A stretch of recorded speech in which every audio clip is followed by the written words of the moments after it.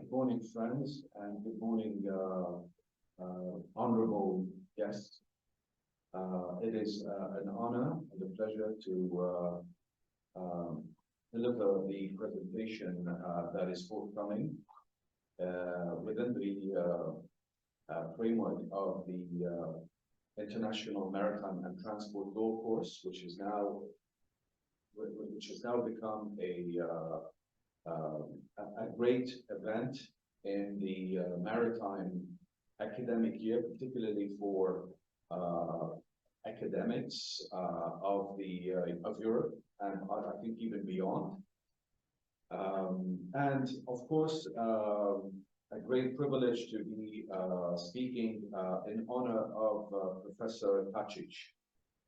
So my thoughts this morning go to his memory, of course, to his family and his many friends. In the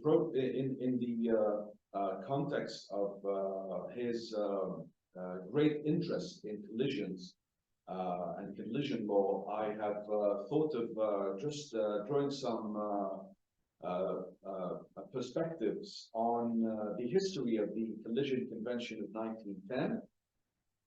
And for that, I will share with you first the main rationale for the adoption of the Convention of 1910. So perhaps we can begin with that. I'll come back to the outline later. So I think that the idea of the Convention of 1910, and I'm going to be a bit brief on this because we will probably develop the substance or the discussion of the substantive elements of the convention later on. There were interestingly, as part of the backdrop to the development of the 1910 convention on collisions, I would say a few determinants, not that many, but very important ones. Namely, but I think that is not what you see on this slide is not an exhaustive list. You see the apportionment of liability for fault. That was an issue because in some countries, notably the common law countries, the rule was not as such, was not towards apportionment of liability on the basis of fault. So when both parties were at fault, there was no proportionality in the allocation of damages in relation to the degrees of fault, if one can say. It was the rule of divided damages, so 50-50. And that was the rule in most of the common law world. Whereas in civil law countries, the rule was like in the civil law, the general civil law, proportionate fault. So when a case arises with multiple tortfeasors or parties at fault, the liabilities are determined based on the degree of fault, actually. So that was, I think, one of the main, I mean, if not, it was the main determinant for the development of this convention of 1910. So there were also a few other reasons for discussing at that early stage in the history of maritime law a new convention tackling collision liabilities, and in some countries there was a requirement for a formal protest or letter of notification, one could say today, or in order to safeguard one's right of recourse. And this was seen by many as obviously a burdensome procedural a step that wasn't necessary for the pursuit of justice. So the removal of these procedural protests was another objective, or as another reason why the convention was developed. And you can see that actually in the articles of the convention. I'll come back to it. It's a very brief convention ultimately, but brief, but not the less important. And that goes to the virtue of concision in law. Another matter was the presumptions of fault. In many countries, in matters of collisions, the liability for damages consequent upon a collision could very much be triggered or negated by certain presumptions. So, for instance, as an example, if one of the ships had breached a rule of navigation, that could end up triggering a presumption of fault or liability. There are distinctions between the two, which meant that in different courts, the law was kind of different from other countries, and justice was not necessarily eventually achieved by these plethora of presumptions. And last but not least, the time of suit for bringing an action for collision varied from one country to another, and that's one of the reasons that the convention sought to bring also a sense of uniformity. Now, moving on, I would like to comment a bit on the drafting style of the 1910 convention. I think I'll start by, you have the title of the 1910 convention on the top of the slide. So it reads as the Convention for the Unification of Certain Rules of Law with respect to collisions between vessels. Now I'll come back to this at the end. This is only a non-official English translation, because the only official linguistic version of the convention is French. But what is interesting, and I recall Professor William Tetley in his lecture once about this and a few other conventions of the time, 1910. And he kind of was welcoming or commenting on the modesty of the drafters back then when they used the word unification of certain rules of law. So that is a kind of a modest approach to drafting, unlike today, where you have, for example, because there's a similar convention to the Collisions Convention of 1910 for salvage, which has almost an identical title, using the word unification of certain rules of law, right? But today, 1989 convention on salvage doesn't use that kind of wording. So I think it's a bit a matter for reflection also for us lawyers in 2023, over a century after this phenomenal convention was drafted, and to look back and see the actual words that were used back then by the founders of the CMI. The convention, as I said, is a brief one, consisting of 17 articles, one additional article, which is a bit original in that sense, or unique, plus a protocol of signature. The protocol of signature is like the modern day annexes to IMO conventions, because it says that it is an integral part of the convention. Interestingly, as you can see from the third bullet, one can notice, or one can note, that there is no definition of collision whatsoever in the convention. Yeah. Um, and I think this is one of the reasons, wasn't one of the reasons that other speakers will be talking about later in this session, as to maybe the need for coming up with a definition as part of a convention on collisions, if this convention was to be removed or updated. There's no definition either of vessel, and that is the word that is used. So we're not using the word ship, we're using vessel. We actually have vessels of seagoing vessels and vessels of inland navigation. No definition of fault either. And in Article 13 of the convention, interestingly, the convention says that the liability or the operation of the convention can be triggered even when there is no collision as such. When the rules of navigation are not observed.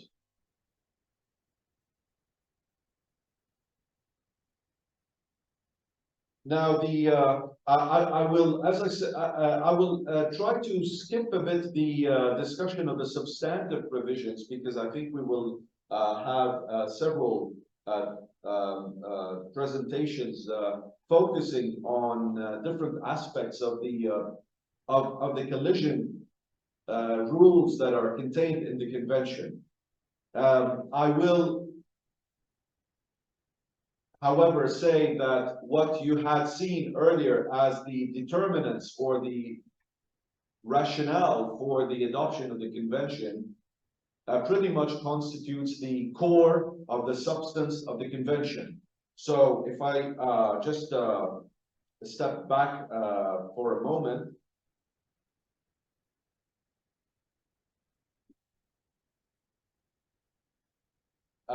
We note that the convention actually did establish the basic rule that fault is the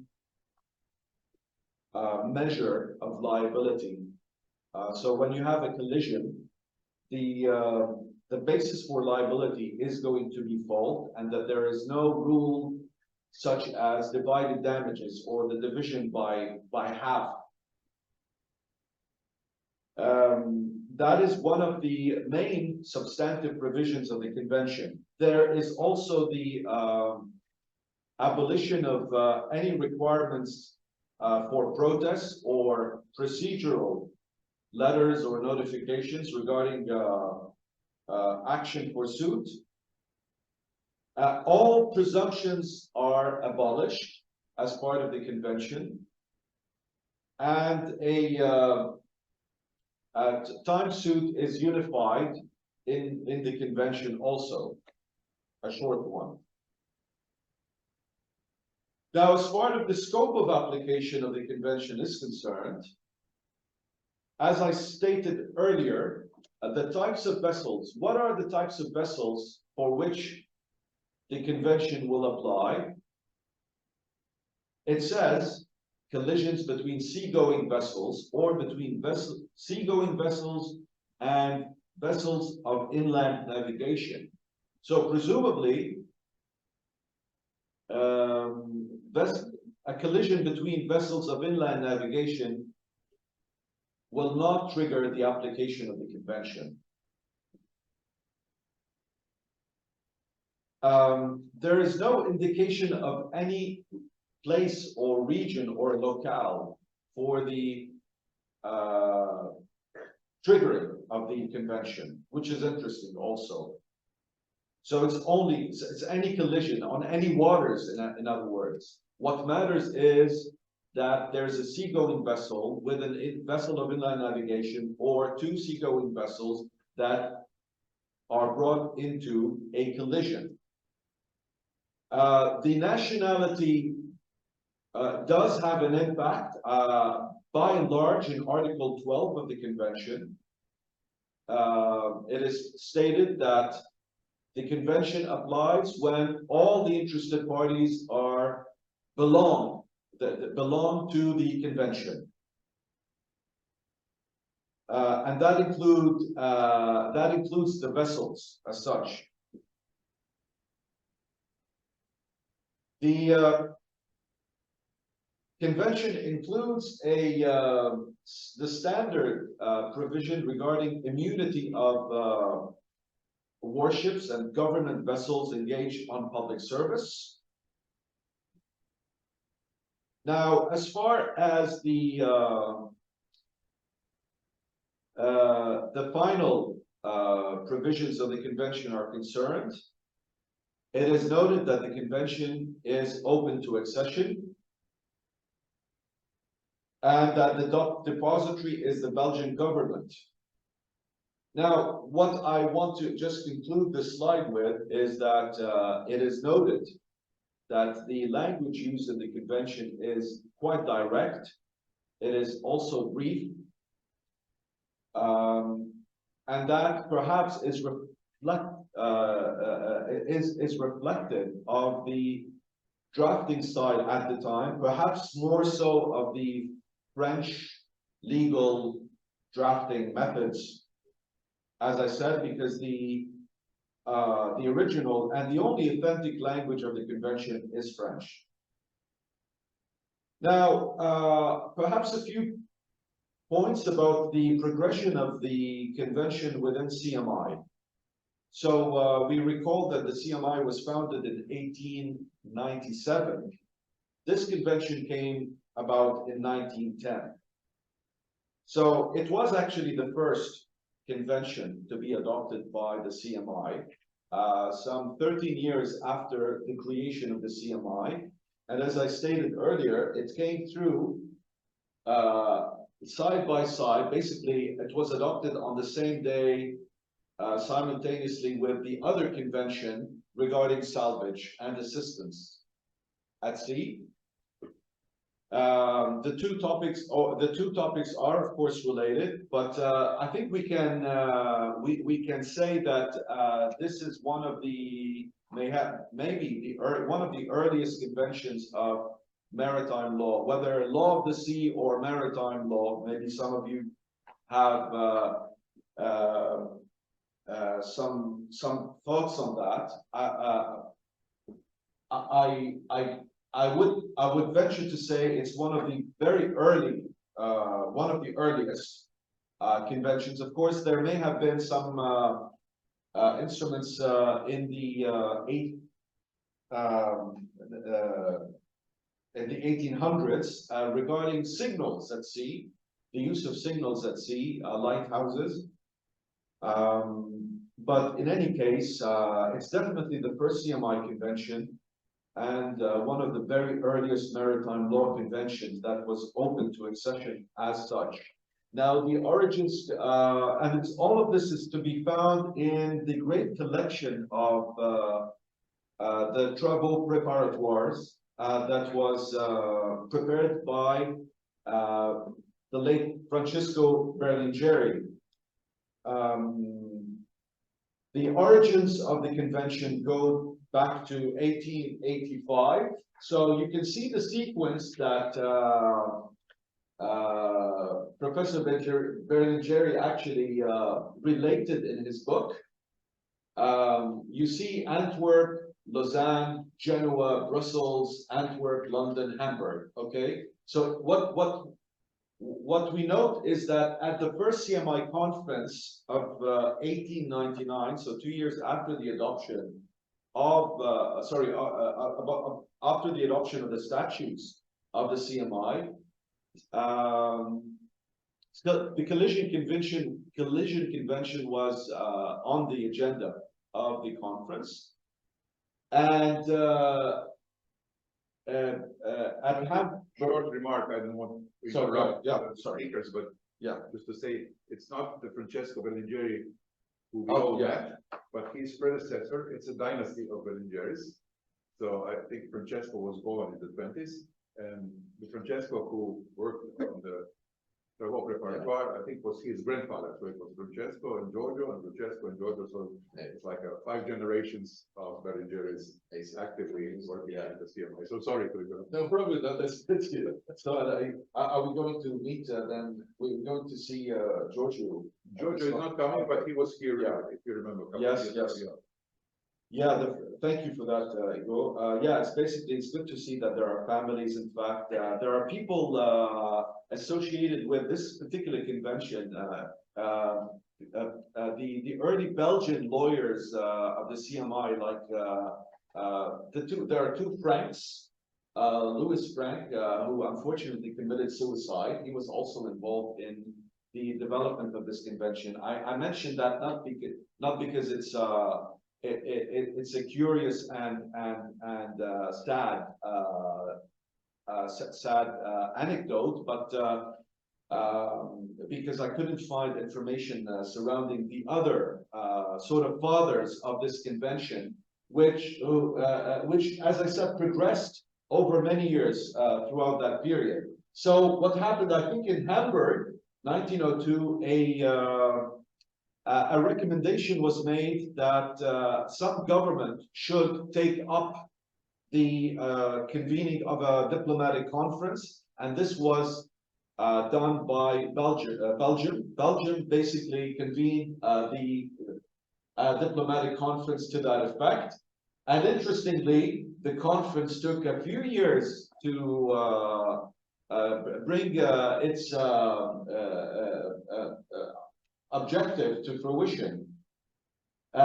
You see that there were several sessions where the convention was being drafted, 1905, 1909, eventually culminating with the plenary session in 1910, when this convention was finally signed, along with the convention regarding salvage. So two main conventions were adopted simultaneously. Now, in terms of the entry into force, the convention was soon to enter into force, and interestingly, in the convention, there's a provision which is a bit unique. We don't find it nowadays. It says that for the entry into force, the contracting states will decide if it's opportune to bring the convention into force. I don't know how they did that, but for all intents and purposes, the convention did enter into force 3 years after its adoption, which can be seen as a success. Now, I've actually counted for our purposes what matters, I guess, in terms of signatures. 25 signatures, 19 ratifications.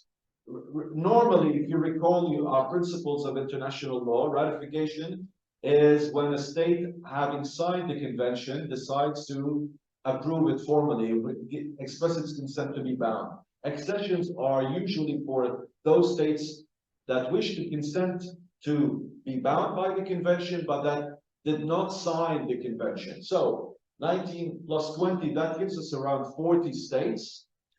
There were some successions, including Croatia, the former state of Yugoslavia actually ratified the convention. So Croatia is one of the succeeding states. There are no denunciations, which is interesting because now we're talking about updating or taking this convention away. And I noted that the last instrument any activity, the last traffic with this convention is 2001 with one of the successions. So what could we say? I think we can conclude that there's not a lot of states that seem to be party to this convention.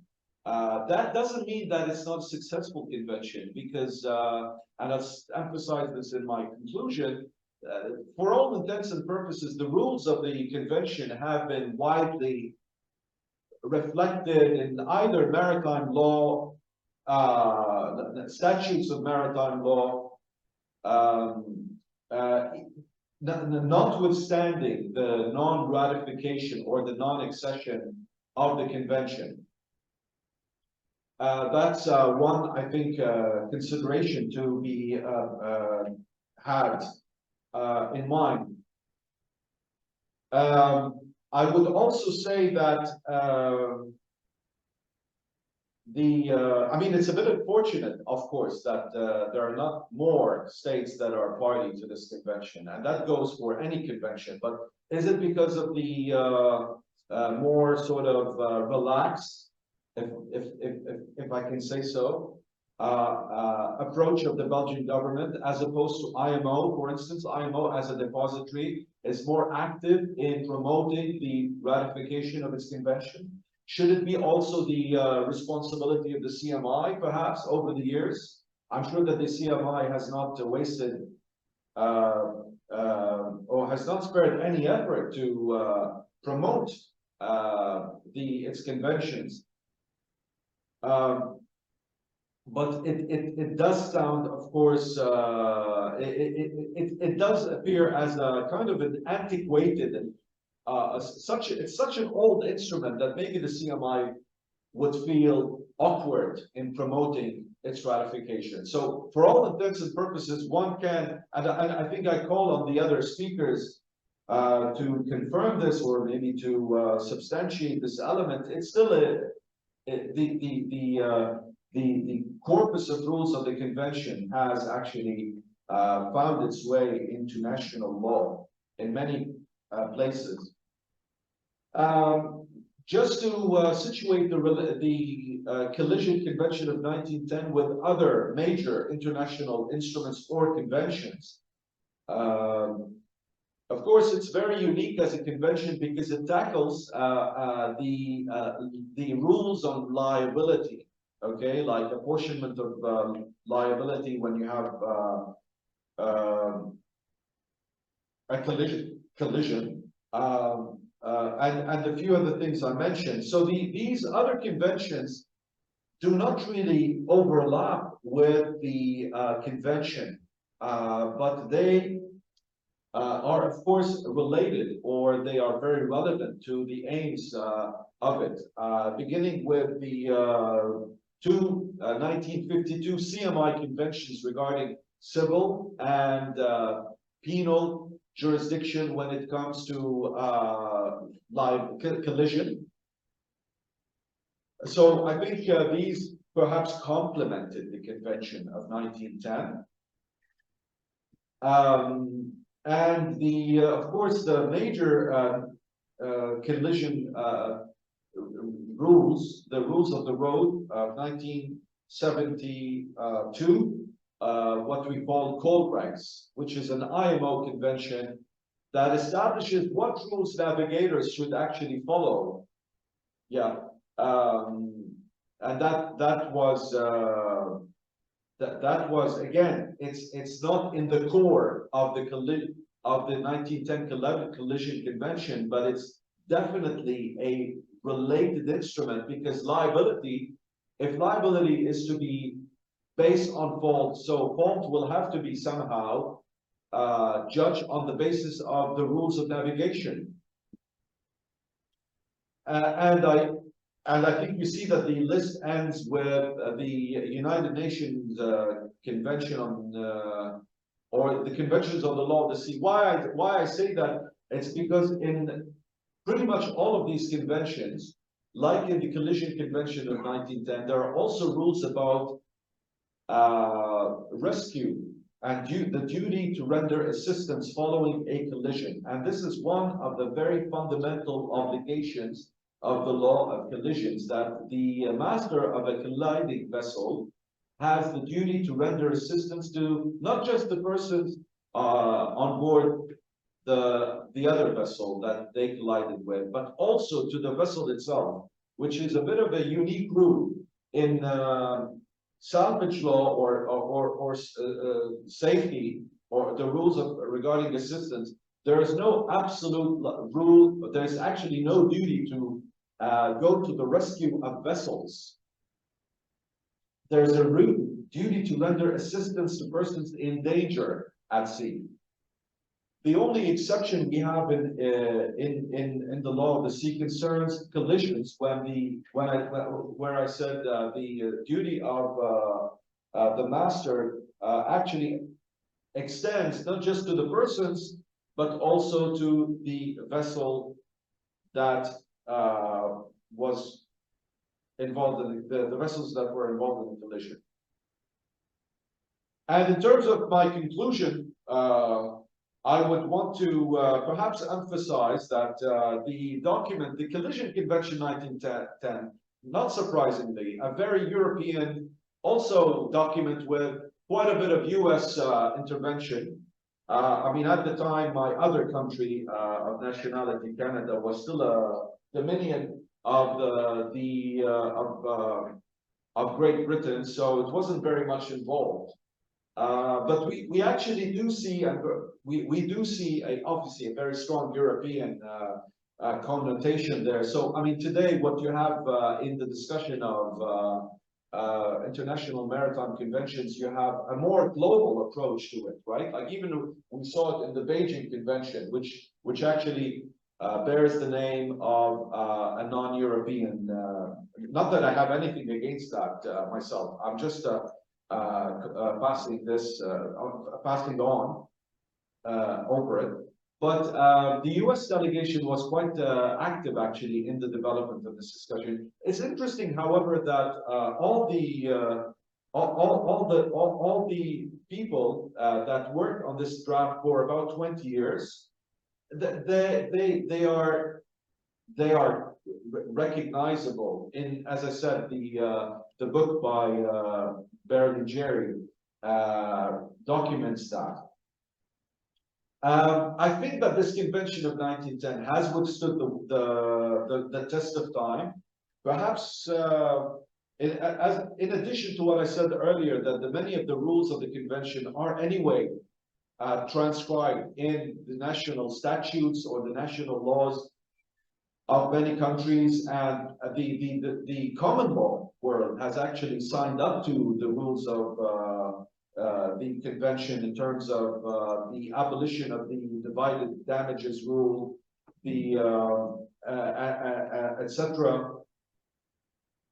I think one could argue that it has withstood the test of time, that perhaps there's a need for a compelling, there's a need on the part of perhaps the CMI or the other developers, and this is a bit of a provocation to the audience, maybe to stimulate discussion. Why do we need to mess with this convention since it has done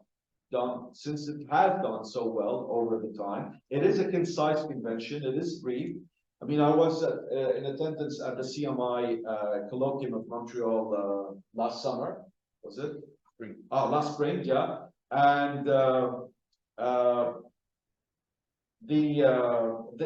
think the intention is to go more in detail on some of these broad principles of the convention. But I think it's an open discussion also. As I said, that it's not widely ratified. Maybe that's a weakness of it also, but significantly observed. And one could say that it has somehow achieved its original aims. And that actually brings me to the end of my presentation. Thank you very much.